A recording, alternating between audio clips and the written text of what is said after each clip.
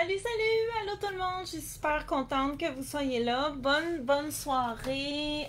Allô, donc on a un super bon programme pour ce soir. On va parler de 3 erreurs que les gens font avec leur rappel. 3 erreurs en entraînement et dans l'utilisation du rappel quand on en a de besoin. Et regardez, vous avez tout le monde au moins lu 2 ou 3 affaires sur le rappel parce que c'est une des compétences essentielles pour un chien. Et donc, j'ai décidé de parler de 3 éléments un peu moins courants, dont au fond, on parle moins. Il y en a un qui est un petit peu plus courant, les 2 autres vraiment moins, parce que je voulais vraiment vous donner des informations importantes. Le rappel, c'est vital. Si votre chien, admettons l'exemple que je donne toujours, il voit un écureuil de l'autre bord de la rue et il s'élance et vous le rappelez parce qu'il y a un camion qui s'en vient, le rappel, c'est ce qui va sauver la vie de votre chien. OK? Le rappel, c'est essentiel. Et là, qu'il n'y a personne qui vienne... Il y a déjà quelqu'un qui m'a dit « Moi, j'ai pas besoin d'un bon rappel parce que je ne détacherai jamais mon chien. » OK? Je suis plus ou moins d'accord avec ça. Je pense que les chiens ont besoin de pouvoir se dégourdir les pattes de temps en temps, mais même si on laisse ça de côté, OK? Parce que oui, j'en ai eu une chienne que, même dans un endroit clôturé, ma chienne Coro qui avait été errante, elle cherchait toutes les sorties. Donc, je comprends quand même, mais même dans ces cas-là, ça peut arriver un chien qui sort de son harnais, un chien qui sort de son collier, une laisse qui casse, un chien qui s'esquive quand on ouvre la porte. Personne n'est à l'abri de devoir avoir un bon rappel. Donc ça ici, c'est essentiel. Et ce soir, on va parler de 3 erreurs que les gens font avec leur rappel. Et j'aime toujours bien commencer par... on a beaucoup de nouvelles personnes qui me suivent sur la page. Quand j'enseigne, j'aime que ce soit interactif. J'aime que vous participiez. Oui, je pourrais juste faire du blablabla toute seule. Comme si je vous donnais là, un cours magistral. Mais dans un cas comme celui-là, j'enregistrerais une vidéo et je la mettrais en ligne. Donc, la beauté des lives, c'est qu'on est ensemble. On peut jaser ensemble. Et moi, je trouve ça trippant. Donc, dites-moi sur 10. Donnez-moi sur 10. Votre rappel est à combien? Alors, je répète mon scénario. Votre chien voit un écureuil de l'autre bord de la rue. Il part comme une bombe après. Il y a un camion qui s'en vient. Vous le rappelez. Une note sur 10 sur à quel point votre chien risque de revenir. Et ce soir, je vous l'ai dit, on va parler de 3 erreurs que les gens font avec leur rappel.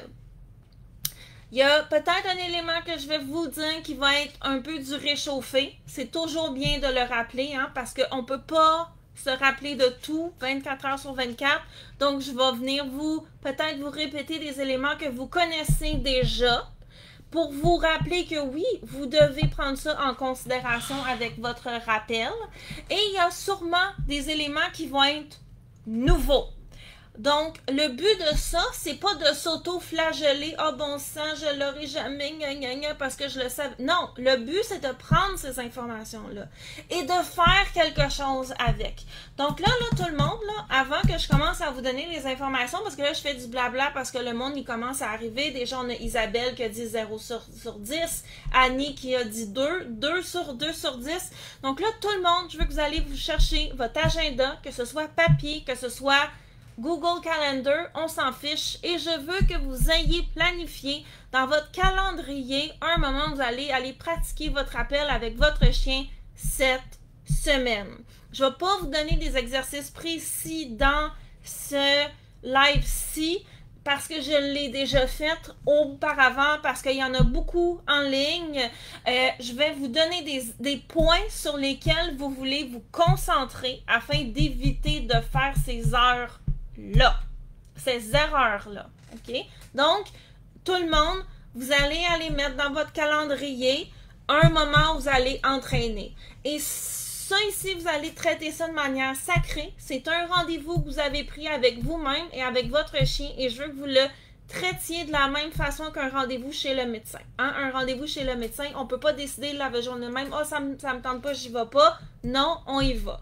Donc, vous allez traiter ça de la même manière. Et dites-moi dans le chat lorsque vous allez avoir planifié votre séance. Parce que c'est très important. Le rappel, là, c'est le genre d'affaire que tout le monde dit, oh oui, oui, oui, pour moi, c'est important, je vais le pratiquer. Et quand on demande aux gens, ah oui, c'est quand la dernière fois que vous l'avez pratiqué ou quand est-ce que vous prévoyez le faire, les gens font,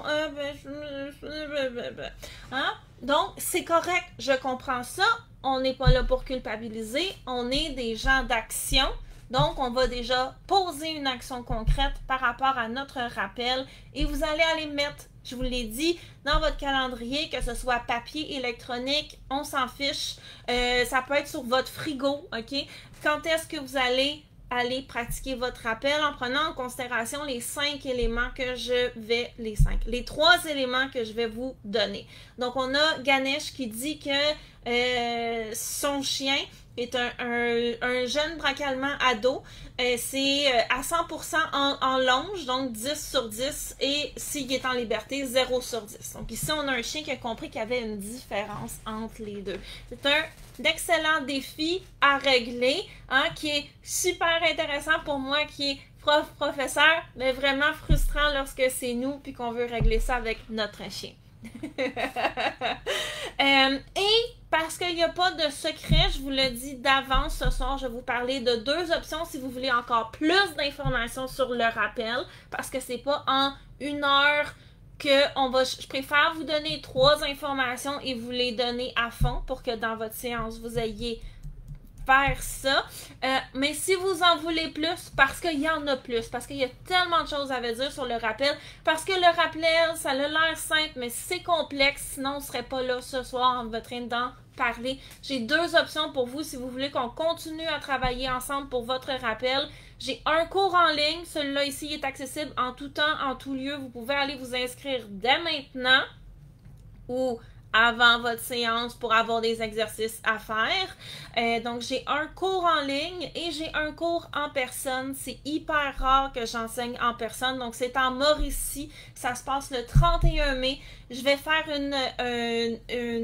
un cours sur le rappel. Il y a 6 personnes qui vont venir. Les personnes sont déjà choisies avec leur chien, avec des vrais défis que ces gens-là rencontrent. Et je vais prendre tout le monde pour leur expliquer, hein, qu'est-ce qu'on fait pour régler ça, qu'est-ce que la personne fait de pas correct, qu'est-ce qu'on fait pour régler ça, comment on passe au niveau suivant.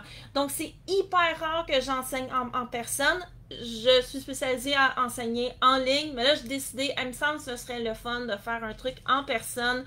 Donc, ça va se passer au Ranch Canin Manitou. Venez, il reste des places. Oui, vous allez apprendre un paquet de choses à assister à cette clinique de rappel-là.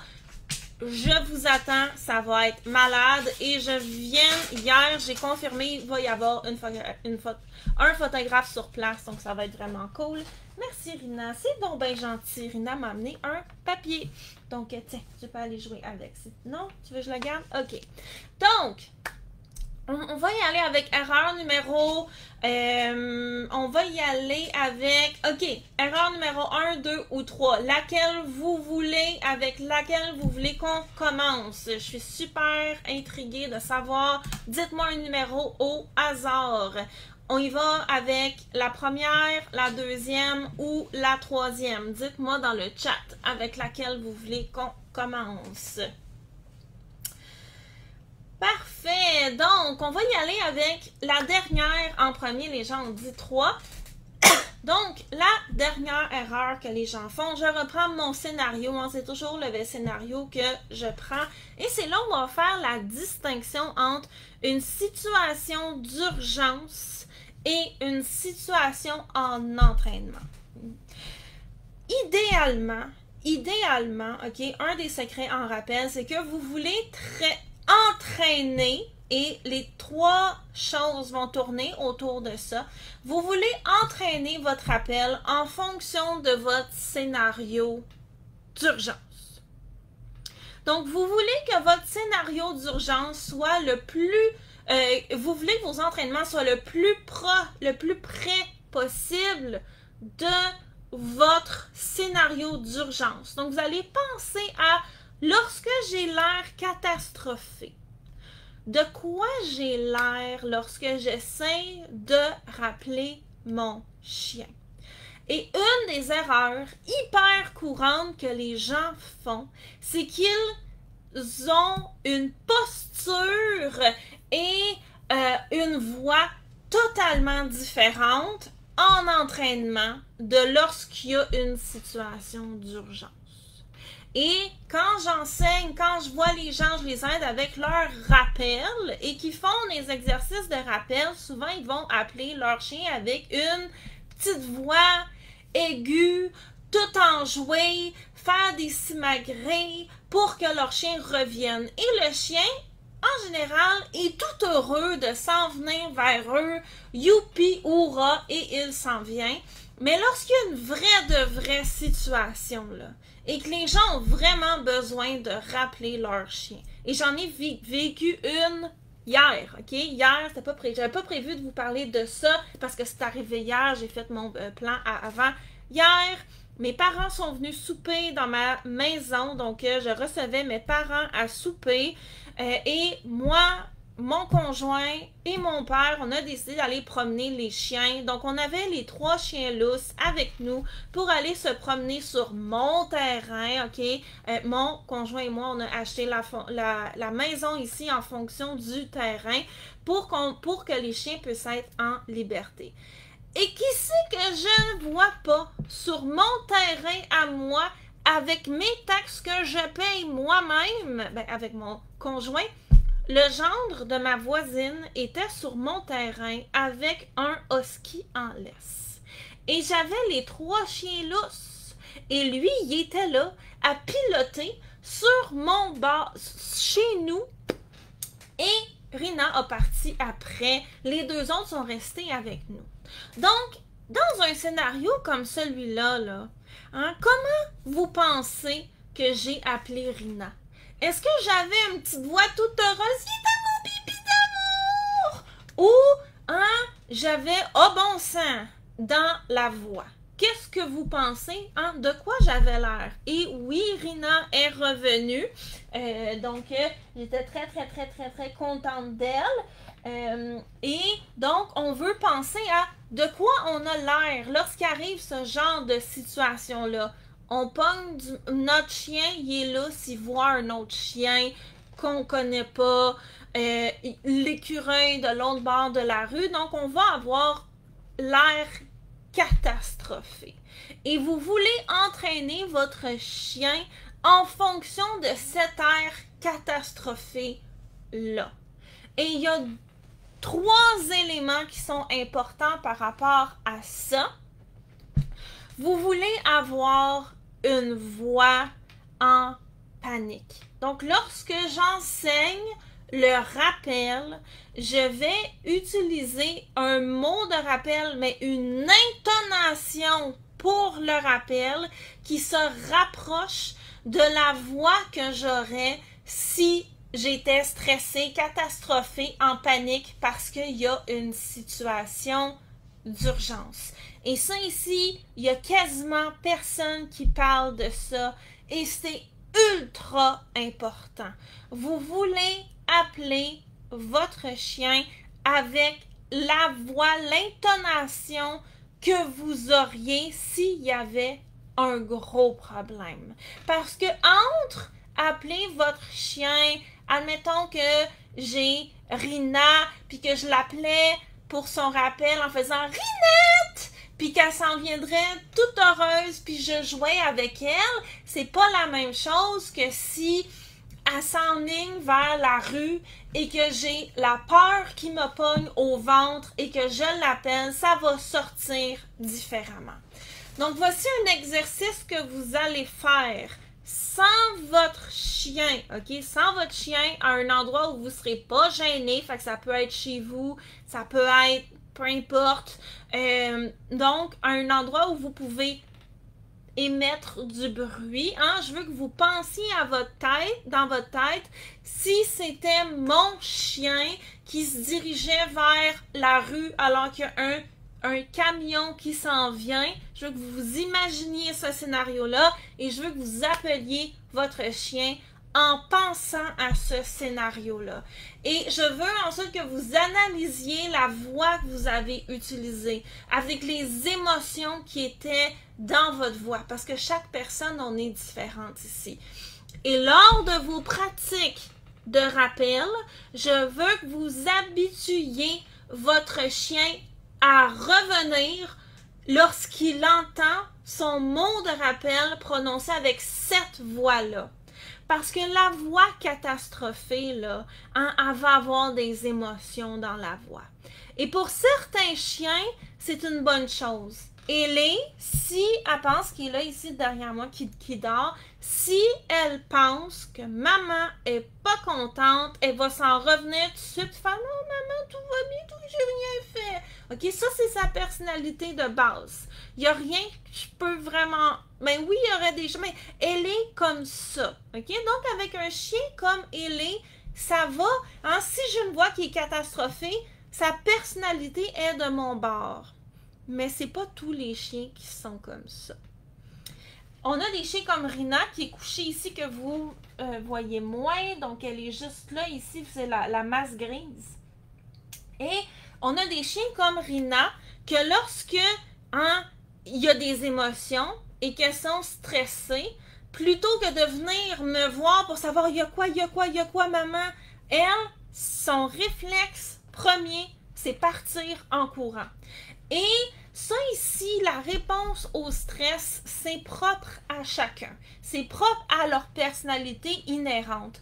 Donc, dans le cas de chiens comme Rina, et il y en a beaucoup, donc des chiens que leur réponse au stress sans réfléchir, sans entraînement, sans rien, c'est de prendre la poudre d'escampette puis vouloir s'en aller, ça, il va falloir que vous fassiez ultra attention à ça, que si vous avez de l'air émotive, puis que vous appelez votre chien avec de l'urgence dans la voix qui est comme non, puis que vous appeliez votre chien, vous voulez pas que votre chien se pousse de vous. Donc il va falloir que vous les habituiez à revenir vers vous lorsque vous avez ces émotions-là dans la voix. Et ça, c'est ultra important. Je le sais parce que ça fait 10 ans que j'entraîne le rappel, que le rappel, c'est quelque chose qui me fascine, que je veux en savoir le plus que je peux. Pas juste avec mes chiens, et j'en ai eu beaucoup, ok? J'ai eu 7 chiens au total. Je compte pas les rescues que j'ai eu en famille d'accueil, mais aussi, qu'est-ce qu'il y a, bébé? Tu me fais des beaux sourires. Aussi tous les chiens que j'ai eus dans des cours lorsque j'enseignais beaucoup de cours de groupe. Hein? Donc, ça, ces erreurs-là, j'ai vu plein de mamans et papas de chiens les faire et c'est pour ça que je vous en parle. Donc là, vous allez essayer d'analyser quel type de voix vous avez lorsque vous êtes catastrophé et entraîner votre chien avec ça. Pas avec une petite voix joyeuse, toute aiguë qui est là, viens dans mon petit minou. Parce que c'est pas ça que vous allez faire si jamais il y a une urgence. Donc ça ici, c'était notre point numéro 1. Qui était en fait le point numéro 3, mais je vous ai tout donné ça dans le désordre. Point numéro 2, qui est dans la même ligne de mire. Okay? Vous allez penser à votre position lorsque vous rappelez votre chien. Parce que lorsqu'on parle de rappel, on parle beaucoup de qu'est-ce que le chien doit faire. Mais il faut penser que nous aussi, on a notre rôle là-dedans. C'est pas juste vous prononcer votre mot de rappel et votre chien doit magiquement se téléporter devant vous. Il faut penser à ces choses-là. Et pensez tout le monde, lorsque vous êtes en entraînement là, pour votre rappel, là, vous êtes confiante que votre chien va revenir, comme dans le cas de Ganesh, votre chien il est en longe, vous n'êtes pas stressé, vous êtes dans un endroit qui est clôturé, ok, tout va bien, vous êtes sûr qu'il va revenir. Quel genre de position allez-vous prendre pour rappeler votre chien? Quelle stature allez-vous avoir? Quelle position allez-vous faire? Donc, dites-moi dans les commentaires, pensez à quand vous rappelez votre chien, de quoi avez-vous l'air? Pas juste la voix, mais la posture. Et je vous dirais que, j'ai hâte de lire vos commentaires, il y en a deux, ok, que je vois la majorité de mes étudiants quand j'enseignais beaucoup de cours de groupe ou lorsque je fais de la consultation privée, parce que j'en fais une fois de temps en temps. Donc, les gens vont avoir deux postures. Là, je vais vous révéler que par-dessus mon petit chandail cute, j'étais en pantalon de coton ouaté. Hein, c'est pas grave. Donc, soit ils vont avoir une posture debout un peu nonchalante. Ils vont appeler leurs chiens sont mous. Pourquoi sont mous? Parce que sont relax. Allô, Rin. Et comme vous voyez avec Rina, si je suis molle, si je suis relax, c'est beaucoup plus facile pour ma chienne d'avoir envie de s'en venir vers moi, hein? Ben oui, t'es fine. Ah, oh, t'as pas envie que je te flatte? Non, t'as juste envie que je t'entraîne, hein? Oui, t'as juste envie que je t'entraîne. Donc, ça ici, c'est la posture numéro 1 que je vois les gens prendre en entraînement. La posture numéro 2 que les gens prennent. J'ai quelqu'un qui m'a déjà dit, Ève, je fais tout comme toi, pareil dans les vidéos, puis ça marche pas. J'ai demandé à la personne de me faire une démonstration de son rappel. Elle s'est penchée, puis elle a appelé son chien. C'est sûr, son chien s'en est envenu tout de suite. Mais si un jour vous êtes catastrophé, là, si un jour vous avez peur, est-ce que vous allez penser, est-ce que vous allez avoir cette posture-là, comme Ganesh dit, debout, bien droit la première fois, ici mon vieux chien tarde, je me plie, puis je me tape sur les cuisses. Donc ça ici, en entraînement, on veut essayer d'éviter de faire ça parce que c'est pas de ça qu'on va avoir l'air si jamais il y a une urgence. OK? Donc, on veut penser à si jamais il y a une urgence, de quoi je vais avoir l'air. Et voici de quoi la majorité des gens vont avoir l'air. Vous allez être debout. Vous allez être figé comme une barre, puis légèrement penché par en avant pour essayer d'attraper votre chien quand il va s'en venir. Donc, si je me tourne sur le côté, OK? Si on est mou, hein, quand on est en entraînement, puis qu'en cas d'urgence, je suis raide, puis penché par en avant parce que j'ai peur, c'est pas du tout le même portrait. Et ce qui arrive aussi quand je me penche par en avant, c'est que je vais mettre de la pression frontale. Je n'ai pas vraiment le temps d'expliquer ça en ce moment. Donc, on veut faire attention à ça. Quand vous allez pratiquer votre rappel, vous voulez que ce soit une position qui va être la même que si jamais il y a une situation critique. Parce que quand j'ai de l'air catastrophé, quand je suis raide comme une barre, tendue, puis je veux juste attraper mon chien, c'est aversif comme... J'ai pas de l'air accueillante, hein? Ça donne moins envie à mon chien de s'en venir. Puis je veux pas rappeler mon chien, puis qu'il me regarde, qu'il fasse « Oh, pas là, un moment de l'air fâché. Non, moi, je vais pas là. Hein? » Et on a parlé de pourquoi. La voix, mais aussi la posture.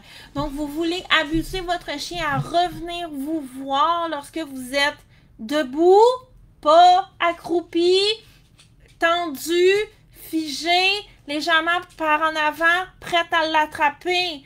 Parce que c'est tout ça que vous allez avoir l'air si jamais vous avez besoin de votre appel pour vrai. Donc ça ici, c'était l'élément numéro 2. L'élément numéro 2 qui lui aussi est ultra importante. Et la raison pour laquelle on a tendance à se pencher, c'est à cause de cette histoire de pression frontale-là. On est beaucoup moins intimidant ou intimidante lorsqu'on est accroupi. Donc, notre chien va plus avoir envie de venir. Sauf que si notre chien, on l'habitue pas à venir lorsque, justement, on est l'inverse de ça, il voudra pas venir s'il y a un accident. Hein? Ou, en tout cas, on veut pas l'avoir à le tester. On ne veut pas voir si on veut que notre chien avoir l'assurance qu'il va revenir et on va le préparer en conséquence. Donc, vous allez à nouveau faire l'exercice. Comme je vous ai dit, vous imaginez que votre chien il est en danger, il arrive, il part à pleine course pour traverser la rue parce qu'il y a un écureuil, parce qu'il y a peu importe quoi, puis il y a des voitures qui s'en viennent. De quoi vous allez avoir l'air, votre position, de comment votre voix va être quand vous rappelez votre chien et vous allez entraîner votre chien en fonction de ça. En fonction de ces deux éléments-là. Et troisième élément, okay, qui est ultra important. Dites-moi dans les commentaires s'il y arrive le même scénario comme moi, là, hein, quand Irina est partie pour aller visiter le chien et le gendre de ma voisine qui était sur mon terrain. Je l'ai rappelé et je vais vous avouer, Irina n'est pas revenue du premier coup. Qu'est-ce que vous pensez que j'ai fait? Qu'est-ce que j'ai fait lorsque Rina n'est pas revenue alors qu'on avait... Moi, je ne sais pas là, si le chien du genre de ma voisine, il est agressif, il est malade, il est contagieux, que c'est qu'il fait là, etc. Je le sais pas. Hein? Donc, moi, je veux pas nécessairement mettre ma chienne en danger. Surtout qu'elle a été malade récemment, est enfin sortie du bois. Ou comme dans mon scénario, si je rappelle mon chien alors qu'il détale vers la rue puis qu'il revient pas, qu'est-ce que je vais faire? Dites-moi dans les commentaires, qu'est-ce que vous feriez si votre chien répond pas, il revient pas du premier coup? Donc, qu'est-ce que vous feriez et qu'est-ce que j'ai fait quand Rina n'est pas revenue la première fois? C'est bien simple, je l'ai appelé encore. Parce que je veux que mon chien revienne et je vais l'appeler autant de fois qu'il faut pour qu'elle s'en vienne. Parce que là, il y a une urgence pour de vrai. Mais voici un secret. Même si on veut entraîner nos chiens comme si c'était une situation d'urgence, il y a une différence entre une situation où il y a une vraie urgence et une situation où il n'y en a pas. Donc, comme on a Christine qui dit je vais crier plus fort, je vais aller vers lui. Donc, ça aussi, c'est quelque chose à entraîner. Là, j'aurais pas le temps d'en parler. Mais si on veut aller courir après notre chien, c'est un truc qu'il faut qu'on entraîne parce qu'il va spontanément vouloir courir dans l'autre sens. Idéalement, on est mieux de courir en sens inverse, mais c'est pas quand il y a une urgence qu'on va penser à ça. Donc, Isabelle dit « Je vais crier son nom ». Donc, quand il y a une vraie urgence, on fait tout ce qu'il faut pour que notre chien s'en vienne. Oubliez les règles, oubliez les ci, oubliez les ça. On veut juste que le chien s'en vienne, OK? Parce que là, la situation, elle est critique. On n'est pas dans le « oui, mais je suis pas censée... » Non, on va faire ce qu'il faut pour qu'il s'en vienne. Mais en entraînement, lorsqu'on entraîne notre rappel et que notre chien ne revient pas, il va falloir qu'on ait des stratégies autres que de rappeler, hein, ou essayer d'aller y courir après. Parce que notre chien va juste apprendre à nous ignorer. Et ça ici, c'est un autre élément qui est important à comprendre. Si vous voulez avoir un bon rappel qui fonctionne en état d'urgence, vous devez l'entraîner selon des règles pour qu'il soit super beau. Là, je vous ai déjà donné 2 éléments fondamentaux dont personne ne parle ce soir. La voix et la posture. Mais vous devez entraîner votre rappel avec des règles pour qu'il soit parfait. Et dans une situation d'urgence, les règles prennent la poubelle et on fait ce qu'il faut pour que le chien revienne. S'il faut que je danse la Macarena pour pas que mon chien se fasse frapper, je m'en fous, je vais la danser. Mais si je suis en entraînement, là, je vais prendre le temps de bien faire les choses pour monter un rappel qui est parfait. Bien entendu, un chien, c'est pas un robot, ça reste un être vivant, mais qui est le plus possible parfait. Et une des erreurs que les gens font, c'est qu'ils ne prennent pas le temps de bien entraîner le rappel, mais lorsqu'ils ont des situations, mais à force d'accumuler ces situations-là où on va piler sur les règles pour des questions de fonctionnalité, on va accumuler des erreurs dans le rappel. Et ça ici, qu'est-ce que tu fais? Et ça ici va jouer en notre défaveur avec notre chien parce que quand on va en avoir vraiment besoin, on va avoir toute cette historique-là où on a pilé sur les règles accumulées en arrière parce qu'on n'aura pas pris le temps de bien entraîner notre rappel. Lorsqu'on entraîne notre rappel, on doit entraîner le rappel en fonction qu'on a besoin de rappeler notre chien une seule et unique fois. Si je vais entraîner mon rappel, je prononce mon mot de rappel une seule et unique fois. Et ensuite, j'ai des plans pour faire de la gestion des erreurs, bien entendu, parce que ça va arriver. Là, j'ai pas le temps à soir d'en parler, parce qu'on pourrait parler de rappel pendant des heures. J'essaie de faire ça court, punché, pour que vous sortiez d'ici avec des éléments concrets et complets pour vous aider avec votre rappel, mais ça veut dire qu'il y a des éléments dont je ne peux pas parler. Ça ici, ça en fait partie. Donc, je vais entraîner mon rappel en fonction de rappeler une seule et unique fois et en fonction d'avoir ce qu'on appelle un 180 automatique. Qui veut dire que si mon chien peu importe ce qu'il fait, si je l'appelle, du moment où il entend son mot de rappel, je veux qu'il fasse un 180 automatique vers moi et s'en vienne en courant.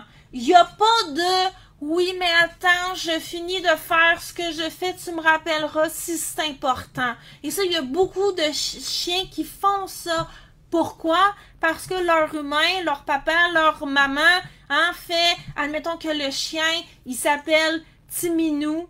Je niaise. Ils disent « Timinou, ici! » « Timinou, viens-t'en, là! Ah ouais, Timinou! Timinou! Min, je t'ai dit de revenir! » Non, c'est beau, c'est beau. Les chiens, ils ont pas aimé ça. Donc, il y a une escalade dans les différentes façons et le chien apprend à ignorer tout ça parce qu'il sait qu'il va y avoir... Ben oui, je m'excuse. Tu viens-tu dire allô? Viens-t'en. Hop, hop, hop. Hop. Hop là. Attends une minute. Oh, t'as manqué ta shot. Donc, le chien n'apprend pas à à revenir du premier coup. Donc, quand j'entraîne, je veux que mon chien apprenne à revenir du premier coup. Et s'il y a une situation, une vraie urgence, là, c'est pas grave.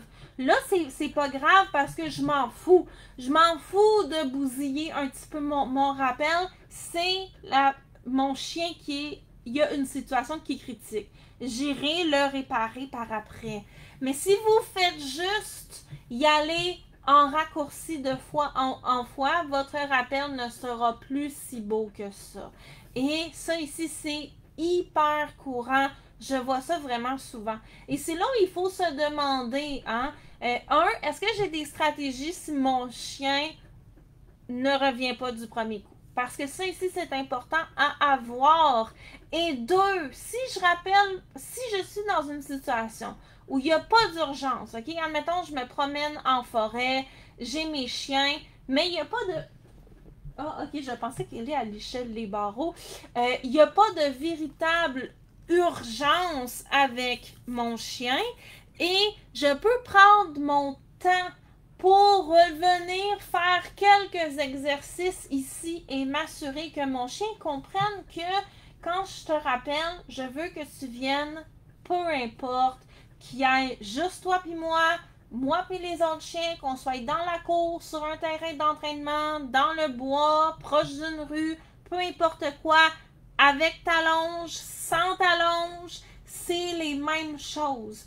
Donc, Ganesh, au début de la présentation, disait que son chien, s'il n'y a pas sa longe, il ne l'écoute pas. Donc, ici, on a identifié un élément. Hein?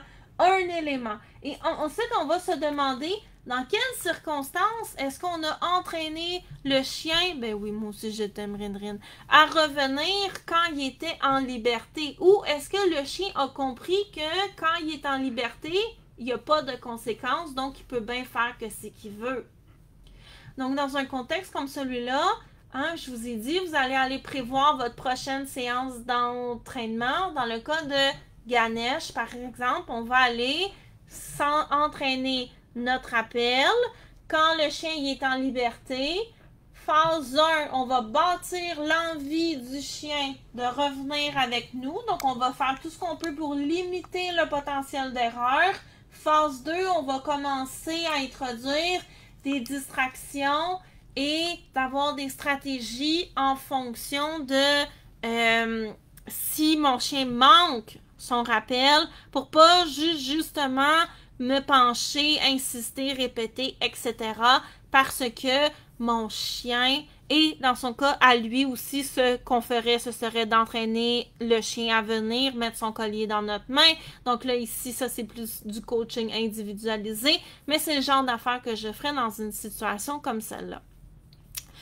Donc, avez-vous des questions par rapport à ce dont on a parlé? Est-ce que vous avez des questions?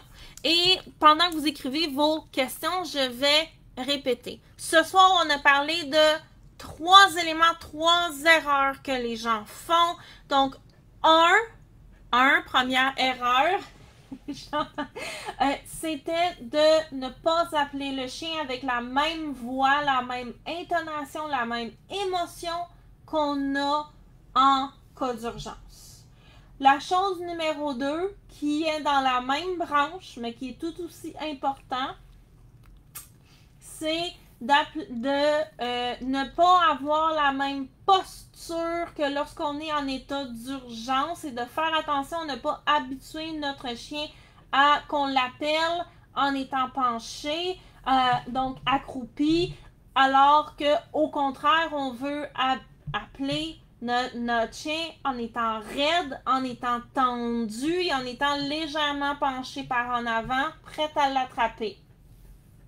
Donc, et troisième élément dont on a parlé, on veut aussi faire tout ne peut pas être des situations d'urgence parce que sinon il y aura trop de raccourcis. Donc, on veut bien entraîner notre chien en utilisant notre mot de rappel une seule et unique fois et que notre chien ait cette réponse automatique-là. Donc, on appelle ça un 180 automatique lorsqu'il entend son mot de rappel pour s'en venir tout de suite. Donc, on veut que notre chien, au fond, s'en revienne à la première fois. S'il y a une vraie urgence, on s'en fiche. On redit, essayez tout ce que vous pouvez parce que c'est une question de sécurité. Mais, tout ne peut pas être juste des situations d'urgence. Donc, il faut se demander aussi quand on est dans un contexte, est-ce que là, ce ne serait pas le moment de se botter les fesses pour revenir travailler un peu mon rappel de la bonne manière. Parce que souvent, nous, les êtres humains, notre cerveau veut prendre des raccourcis. Pourquoi? Parce que notre cerveau ne veut pas dépenser l'énergie, OK? Il est programmé pour faire ça. C'est pas parce qu'on est paresseux, paresseuse. Notre cerveau, il est juste programmé de même, OK? C'est une question d'économie d'énergie. Sauf que à long terme, toutes ces économies d'énergie-là, ça paye pas. Et tous ces raccourcis-là qu'on va prendre, parce que ben là, j'ai juste besoin qu'ils reviennent, c'est pas positif pour nous à long terme, ni pour notre chien. Donc, on a une question de Ganesh qui dit est-ce qu'on doit nommer le nom de notre chien avant son mot de rappel? Moi, je ne le fais pas. Moi, j'ai un mot de rappel et je prononce ce mot de rappel-là, et quand mes chiens entendent leur mot de rappel, ils doivent s'en venir. Il n'y a pas d'avertissement en disant leur nom avant. Il n'y a pas de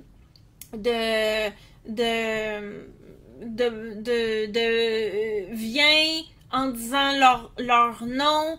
Si tu entends ton mot de rappel, tu t'en viens. Et une chose qu'avec l'expérience, je ferais différemment de ce que j'ai fait, c'est que chacun de mes chiens ont un mot de rappel qui est en fait leur nom complet. Donc, on a Catherine ici, on a Hélène. Donc, si je dis Catherine, pas comme ça exactement parce que je voulais pas qu'elle fasse un. Rina s'en vient. Si je dis Hélène, Hélé va s'en venir. Une chose que je changerais aujourd'hui, là, si je recommençais l'entraînement dès le début, tout le monde aurait le même mot de rappel, parce que si jamais il y a une situation encore là d'urgence et que je rappelle mes chiens, ça m'est déjà arrivé d'appeler Rina avec le nom d'Hélé, avec le mot de rappel d'Hélé, mais j'étais comme tellement dans l'urgence, j'ai pas eu le temps de réfléchir. Donc j'aurais un mot de rappel pour tout le monde. Vous entendez ça, vous vous en venez, pas de... J'aimais l'idée que ce soit séparément, parce que je me disais, peut-être qu'il y en a un que j'ai besoin de rappeler, mais pas les autres. Sauf que dans les faits, je vais souvent utiliser le dernier mot de rappel que j'ai le plus entraîné, parce que c'est lui que j'ai frais dans la mémoire. Et s'il y a une situation d'urgence, je réfléchirai pas. Je vais juste prononcer le dernier mot de rappel qui me vient à l'esprit. Donc, une chose que je changerais si j'ai plusieurs chiens, c'est que tout le monde aurait le même mot de rappel. Et à l'avenir, tous mes chiots, ça va être ça. Juste pour des questions de sécurité et de clarté. En passant, Christine, j'ai vu votre question. Je vais y répondre dans pas long. Vous avez vu, il y a plein de choses à discuter par rapport au rappel. On en a parlé de 3 ce soir, plus les... Qu'est-ce que tu fais comme niaiserie? Plus les questions auxquelles je réponds. Si vous en voulez encore plus pour le rappel, j'ai un cours en ligne qui est disponible à partir de maintenant, et j'ai la clinique qui va être le 31 mai. C'est Orange Canin Manitou en Mauricie, et ça va être toute une journée en personne sur le rappel, et en tant qu'auditrice, vous pouvez poser vos questions, interagir. Ça va être au fond un cours pour tout le monde. Vous n'êtes pas juste là en train de regarder en silence, c'est plate. Donc ça va être tout aussi encore plus interactif que les lives.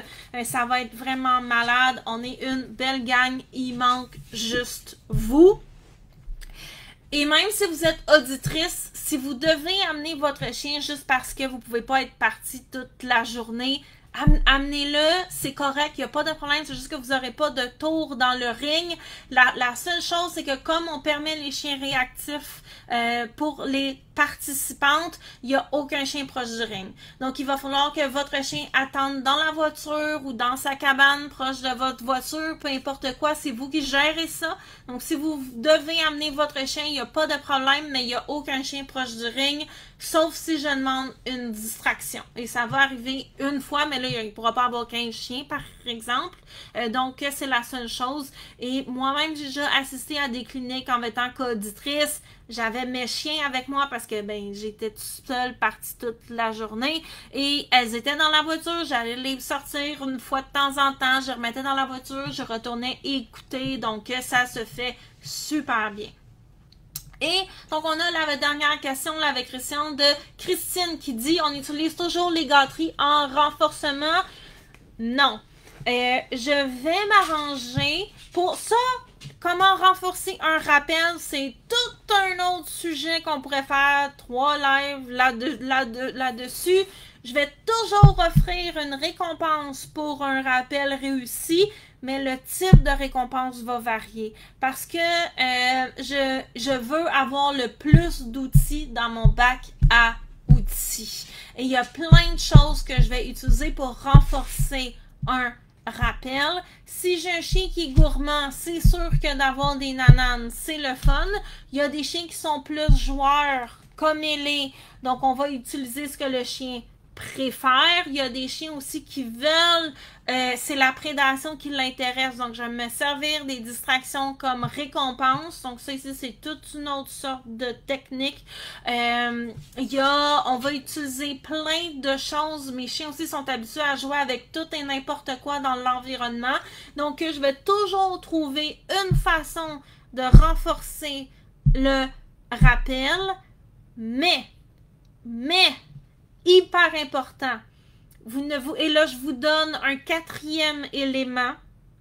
Vous ne voulez pas rappeler votre chien en ayant un renforcement visible sur vous parce que vous voulez surtout pas avoir un chien qui revient si vous avez de la bouffe dans les mains et qui, si vous en avez pas, fait ciao bye puis il s'en va. Donc, quand vous entraînez votre rappel, vous ne voulez pas avoir la bébelle en train de l'agiter ou faire regarde là, j'ai des bons biscuits pour qu'il s'en vienne parce que votre chien va être capable de discerner quand vous avez des récompenses sur vous et quand vous n'en avez pas. Il faut que les récompenses arrivent après par magie. OK? Et ça ici, c'est full important. Seule exception à ça, ce qui revient à ce qu'on a dit au point numéro 4, s'il y a une vraie urgence, OK? Votre chien, comme j'ai dit, il voit un écureuil de l'autre bord de la rue, il se garoche comme une bombe pour y aller, il y a des voitures qui s'en viennent, ah bon sang, mon chien va se faire frapper, je capote, je crie son nom, je hurle, je vais danser la Macarena, je vais le réappeler 10 fois, je vais sortir toutes les biscuits, je m'en fous, parce que là, il y a une vraie urgence, OK? Là, il y a une vraie urgence. Mais quand j'appelle mon chien, puis qu'il n'y a pas d'urgence, que je fais attention à ne pas montrer que j'ai des biscuits dans mes poches ou sur moi. Et ça, vous allez voir, on a beaucoup tendance aussi quand on appelle nos chiens à tenter nos poches pour être prête à donner des nananes, pour être prête à donner des... Ben non, j'en ai pas, je te jouais un petit tour, hein? Donc, on veut faire... Puis moi, là, j'ai réalisé, là, je me promène dans le bois, là, je tente ma poche pour savoir combien de biscuits il me reste. Donc, et aussitôt que je touche mes poches, Tumo, Pirina, mes 2 cochons, ils me regardent. Puis parce qu'ils en veulent. Puis là, je les trouve cute, fait que je leur en donne. C'est pas grave. Mais quand j'entraîne mon rappel, ou si je les rappelle, je fais attention. Pas de biscuits dans les mains, pas de frôlage de poche. Puis pendant qu'ils s'en viennent, surtout pendant qu'ils s'en viennent, je commence pas à glisser la main dans ma poche. Parce que qu'est-ce qui va se passer si un jour je les rappelle, puis que je vais pas aller glisser pendant qu'il revient là, la main dans la poche. Je reste de même, il va faire « Oh, elle a pas de biscuits », puis ils vont retourner faire ce qu'ils faisaient. Et ça, je l'ai vu plein de fois. Hein? Les gens qui disaient mais mon chien il sait quand j'ai pas des récompenses. Je suis comme non. T'as entraîné ton chien à faire la distinction entre quand t'avais des biscuits ou non. C'est parce que t'as donné des indices. Donc on ne donne pas d'indices qui indiquent au chien si on a ou non des récompenses. Moins j'ai l'air d'avoir de récompenses, plus les chances sont élevées que j'en aille. Et le type de récompense est très varié. Bouffe, biscuits, jouets spontanés trouvés dans l'environnement, prémac, jeu avec moi, permission spéciale, il y a plein de sortes de renforcements. Mais les renforcements ne sont pas tendus comme un appât. Parce que ça ici, ça va, à moins qu'il y ait une vraie urgence, scraper votre appel. J'espère que c'est clair pour tout le monde. Donc, comme vous voyez, le rappel, je m'y connais. C'est quelque chose qui me passionne. On pourrait en parler pendant des heures, mais là, on va se laisser. C'était la fin des questions. J'espère vous revoir dans le cours en ligne et surtout, j'espère vous revoir à la clinique sur le rappel. Hein. On a juste eu 2 questions et ça a fait des discussions super passionnantes. Imaginez en personne, avec toute la gang, tout le monde, les démonstrations, ça va être malade. J'ai tellement hâte. Donc, on va se revoir le 31. Ça va être génial en personne au Ranch Canin Manitou. Écoutez, tout le monde, je fais 3h30 juste à aller. Il va falloir que je revienne aussi de route pour aller donner cette clinique-là. Ça va être quelque chose. Donc, ça va être vraiment nice. J'ai hâte de vous revoir. Et on va avoir un photographe qui va être là. Ça va être vraiment cool. Donc, tout le monde, je vous souhaite une excellente soirée. Si jamais il y a quelque chose, vous pouvez me rejoindre en privé. Ça va me faire plaisir. Mais sinon, merci d'avoir été là. On se reparle, on se revoit. Au revoir. Bye bye.